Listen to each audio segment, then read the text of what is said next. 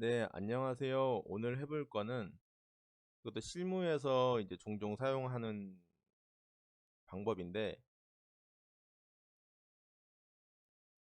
예를 들어서 제가 받아서 주문을 받은 리스트가 있고, 그 바이어한테 주문을 받고 납품을 또 해서 납품 리스트를 만들잖아요. 그렇게 됐을 때 정확하게 납품을 했던 그 품목들이 주문을 받은 거랑 정보가 일치를 해야지 이제 데이터가 정확도가 높아지겠죠. 그리고 그게 맞아야지 제대로 된 품목을 납품을 하게 되는 것이고 아무 문제가 이제 안 생길 거란 말이에요. 그러니까 쉽게 생각해서 데이터는 크게 봤을 때 수주 리스트가 있을 거고 그 다음에 납품 리스트가 있을 거란 말이에요.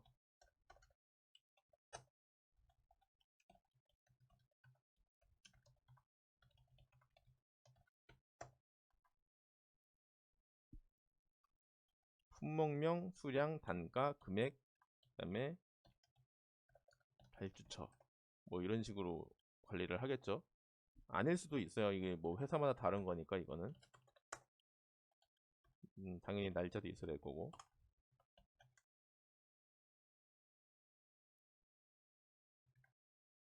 그리고 저는 날짜 형식은 이렇게 나타나는 걸 좀 선호해요. 이게 왜 그러냐면은 5-4라고 했을 때 지금 제가 지정한 형식은 년, 월, 일이 정확하게 나타나는데 이게 만약에 월, 일 이렇게만 나타나 있으면은 이게 선택하기 전까지는 21년 5월 4일인지 20년 5월 4일인지 알 수가 없어요. 그렇기 때문에 얘는 날짜 형식을 꼭 년까지 표시를 해주시는 게 안전할 거예요.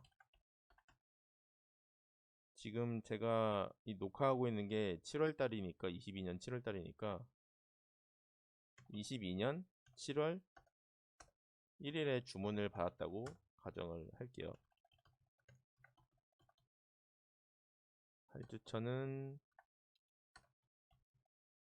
지금 제가 쓰고 있는 아이디 아이커퍼 그 다음에 뭐 갑회사, 을회사, 테스트회사 뭐 이런 식으로 써놓고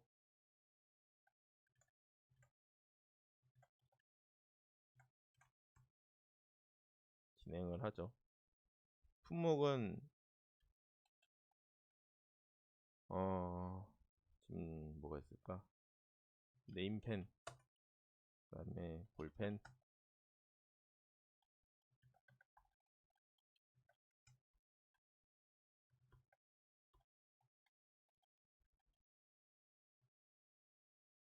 그냥 다 네임펜으로 하죠. 이거는 이번에 네임펜으로 하고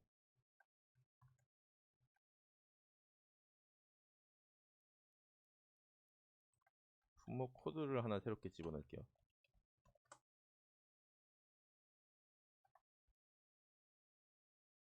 K001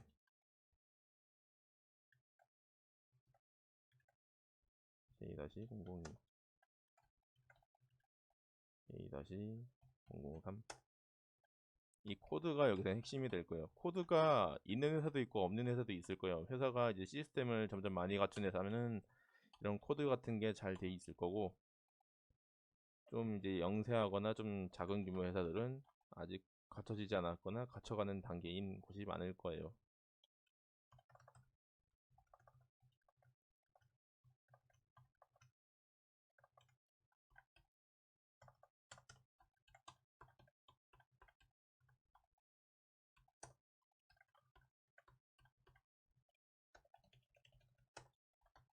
그리고 이런 데는 이제 단위를 써주세요. 단위 뭐 원, 뭐 부가세, 제외, 제외가 아니구나 별도 이런 식으로 많이 쓰거든요 보통. 그리고 납품 리스트도 비슷하게 할 거예요. 납품 리스트는 조금 다른 게 뭐냐면은 이 주문을 한 번에 납품을 할 수도 있고 분할해서 납품을 할 수도 있어요. 근데 문제가 지금 뭐냐면은 그 수주 번호 관리를 지금 안 하고 있어요. 여기는 지금 수주 번호 관리를 안 하기 때문에 이 납품 리스트에 어떤 수주건에 대한 납품인지 정보를 알 수가 없어요. 그렇기 때문에 여기다가 수주 관리 번호라고 별도로 또 추가를 해줄게요.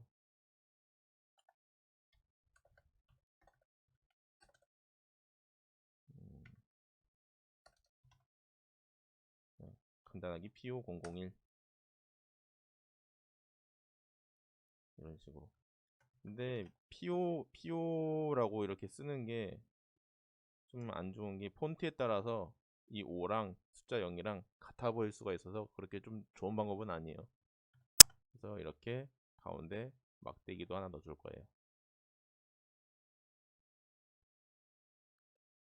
자, 그럼 납품 리스트는 똑같이 갈 거예요. 형식은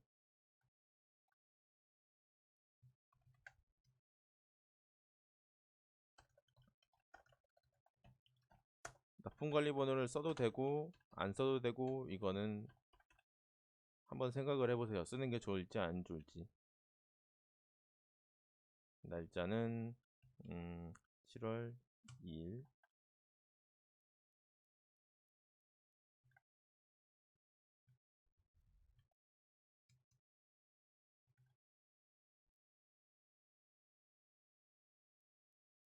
납품 관리 번호는 일단은 비워두고 그냥 할게요.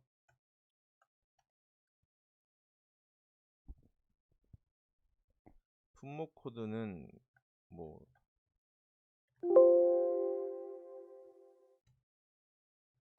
쓰면 되는 거고 납품을 10개를 하고 뭐 깜빡할 수도 있고 뭐 나눠서 할 수도 있는 거고 50개를 할게요.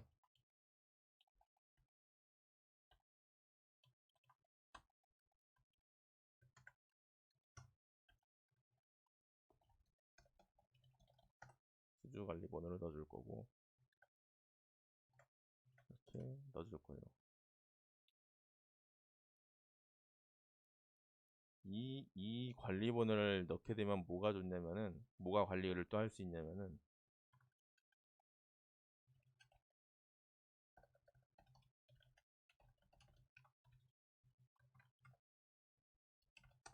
누적 납품 수량하고 잔량 관리를 또 할 수가 있게 되는 거예요.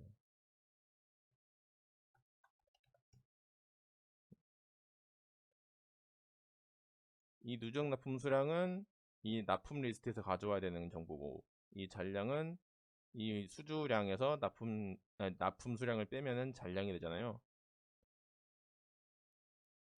이렇게 하면은 이제 수주 관리 또는 오더 관리를 할 수 있게 되는 거죠, 이게. 이 정보가 없으면은 이 K001이라는 네임펜 그 수량을 한 번에 그냥 다 집계를 해버리니까 무분별하게 집계가 된단 말이에요. 그래서 조건을 다중 조건을 줘야 되는 거예요, 이게. 그리고 특별한 사유가 없으면은 이 품목에 대한 단가도 그대로 갈 거란 말이에요, 이게. 뭐 업체에 따라 가격이 달라질 수는 있지만 일단은 지금은 브이로그 같은 건 안 쓰고 그냥 단순하게 좀 할게요.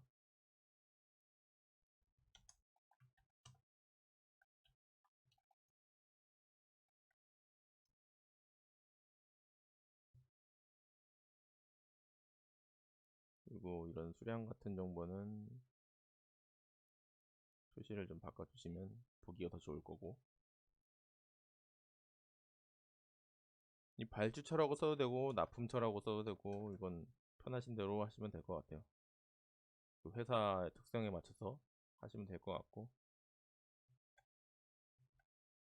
근데 이 PO001은 지금 아이커퍼라는 발주처니까 똑같이 들어와야겠죠 이게 정보가 들어오고 이제 누적 납품 수량을 계산을 해보죠. 썸이프스를 쓸 거예요. 이게 실무 데이터 관리할 때 좀 많이 쓰여요, 이게. 그래서 썸 레인지는 수량으로 관리를 할 거니까 수량을 잡아주고, 그 다음에 품목 코드 잡아주고, 품목 코드를 잡고, 그 다음에 조건은 다중 조건이니까 또 수주 관리 번호, 수주 관리 번호. 네, 그 다음에는 PO004번을 잡을 거예요. PO004번은 20개. 납품을 했다고 하면 여기 20개로 바뀌죠. PO005번도 잡을 거예요. 수량은 이번엔 33개 잡히죠. 그 다음에 똑같은 4번을 더 잡아줄 거예요. 그럼 잔량은 이제 수주 수량 빼기 납품 수량이었잖아요. 누적 납품 수량. 잔량은 정상적이라면은 딱 빵으로 떨어져야 되는 거야, 이게. 빵으로. 이게 지금 양수면은 잔량이 남아있는 거고, 여기를 만약에 50이라면 이게 마이너스 처리가 되면은 납품을 더한 거죠.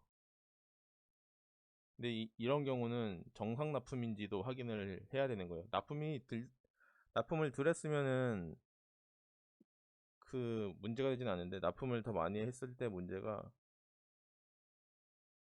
뭐 업체에서 받아주면 다행인데 안 받아주면 그것도 문제니까, 뭐 단가를 뭐 빼달란다든가 뭐 그런 얘기가 나올 수가 있잖아요, 이런 건. 그리고 이런 거는 좀 보기 편하게 셀 강조 규칙 0보다 크면은 빨간색, 그 다음에 또 0보다 작으면은 녹색으로 일단 할게요. 이거는 사용자 지정 서식 가서 이렇게 바꿀 수도 있어요. 뭐 이런 연파랑 넣고 글꼴에 파란색을 넣고 이런 식으로, 그러면은 지금 이렇게 세팅이 되죠.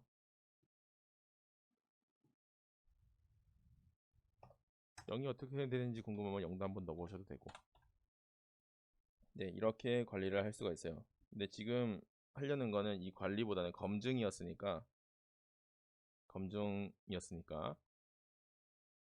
카운트 if를 써서 검증을 할 거예요. 되게 간단하면서도 단순한 방법으로 지금 검증을 할 거예요. 이 품목들이 기준이 되잖아요. 이 품목이 기준이란 말이에요. 여기에 있는 것만 납품을 해야 돼요.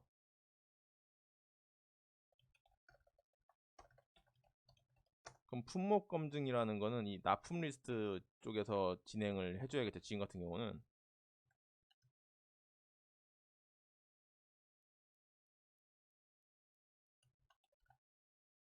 카운트 if를 써가지고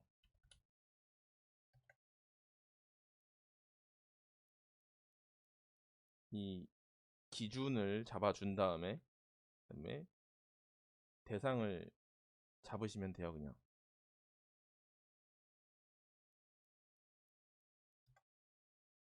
그러면은 이 K-001이라는 애가 여기에 몇 개가 있는지를 찾는 거란 말이에요. 여기에.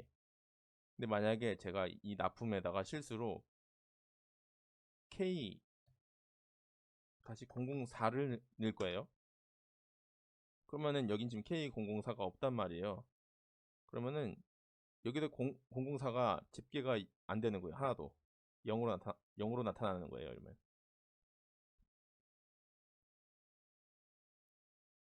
이 0으로 나타난다는 거는 잘못된 품목 코드 정보를 넣었다는 얘기죠.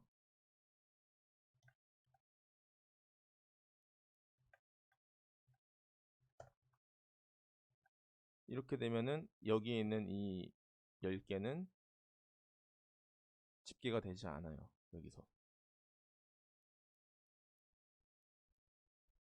그럼 나중에 이 정보를 찾아야겠죠. 이게 뭐가 잘못됐는지. 그렇기 때문에 이런 품목 검증 기능을 넣어서 관리를 해주는 게 좋으세요. 지금 했던 거는 이 수주 관리 그리고 납품 리스트, 납품 관리 하는 방법에 대해 설명을 드렸고, 그리고 이 납품 리스트를 가지고 누적 납품 수량을 집계를 하고, 그다음에 수주 수량에서 납품 수량을 빼서 잔량 관리를 할 수 있는 거, 그리고 조건부 수식을 이용해서 양수, 음수, 잔량을 나타내고 초과 납품한 수량 집계할 수 있는 걸 보여드렸고, 그다음에 잘못 들어간 품목 코드가 있으면은 집계가 안 되는 거를 이 countIf라는 간단한 함수로 이용해서 보여드렸어요.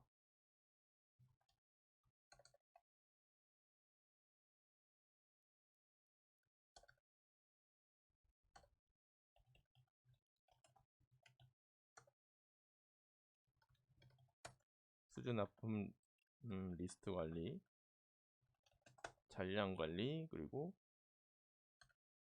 코드 유무 검증.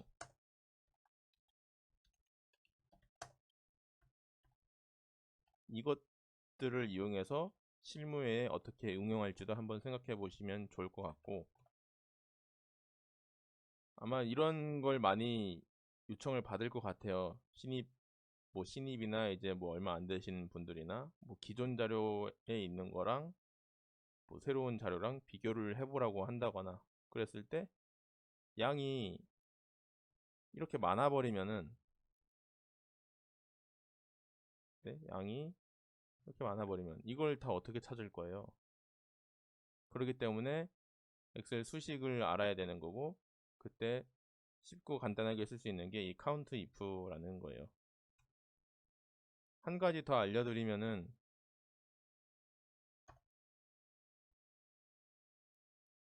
이 셀에 있는 것들 한 줄 한 줄을 한 칸 한 칸 한 칸 한 칸 정보들을 한 줄로 만들어서 검증을 할 수도 있어요. 이 날짜 정보 같은 거는 이제 공통적인 게 아니고 변동성이 있지만, 이런 품목 코드, 품목명 정보는 거의 같이 움직일 거란 말이에요. 그러다 보면은 뭐 사람 이름하고 주소하고 검증을 해와라 이렇게 할 수도 있는데, 그럴 때 조금 더 이제 카운트 if만 갖고 쓰기는 어떻게 보면 어렵단 말이에요. 기준이 여기도 두 개고 여기도 기준이 두 개고, 그럼 뭐 배열이라는 걸 뭐 방법을 찾거나 사용을 해야 되는데, 그런 거 이제 공부하는데도 시간이 오래 걸리고 어려우니까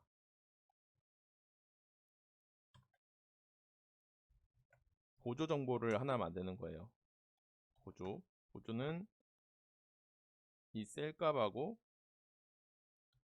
이 셀을 연결시켜서 보여주면은 되게 단순하게 보여줄 수가 있어요. 근데 이것도 함수가 있어요. 지금 제가 일부러 이렇게 셀을 했는데 이렇게 하면 연결이 되지가 않고요.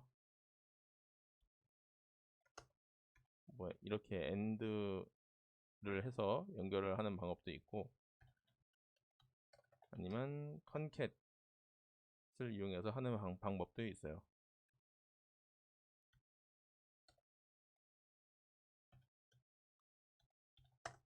네, 이렇게 편하신 대로 이거는 선택적으로 하시면 될 것 같고, 이 정보를 이쪽에도 만들지만 이쪽에도 만들어서 count if로 검증을 할 수 있다라는 걸 알고 계시면 좋을 것 같아요.